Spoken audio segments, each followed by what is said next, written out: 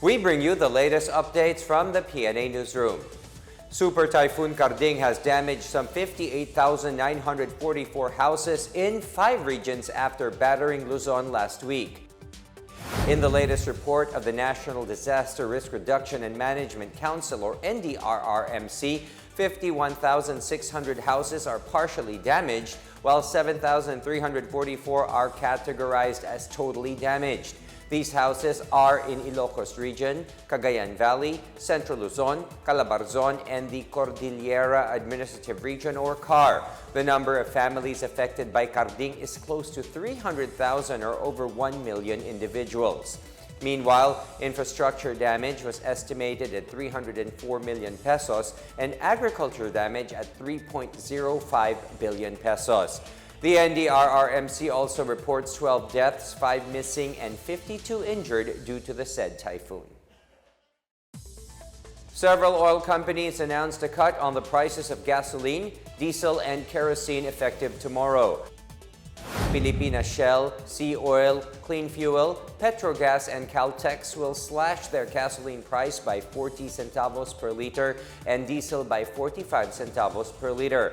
There will also be 45 centavos per liter rollback on kerosene prices at Shell, Sea Oil, and Caltex.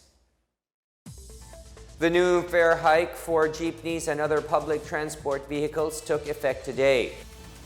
The Land Transportation Franchising and Regulatory Board, or LTFRB, announced last September 16 a 1 peso increase in the minimum fare of traditional and modern jeepneys.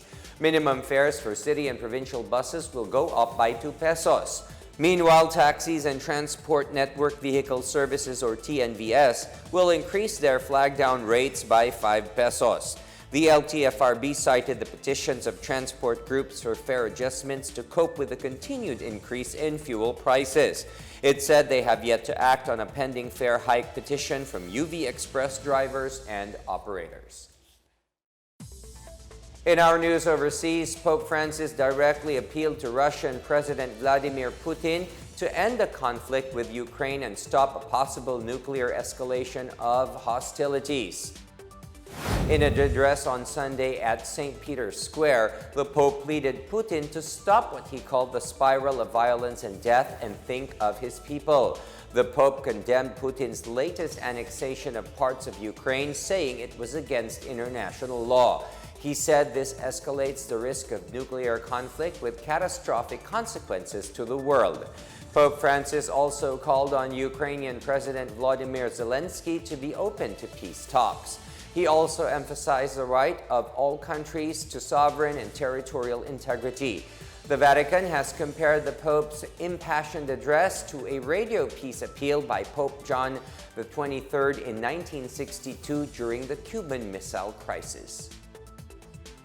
And that is the latest and the biggest stories from the Pna Newsroom. For more news content, visit our webpage or head onto the Philippine News Agency's Facebook and Twitter accounts. We are also shown on the social media pages of the Office of the Press Secretary and Radio Pilipinas RP1.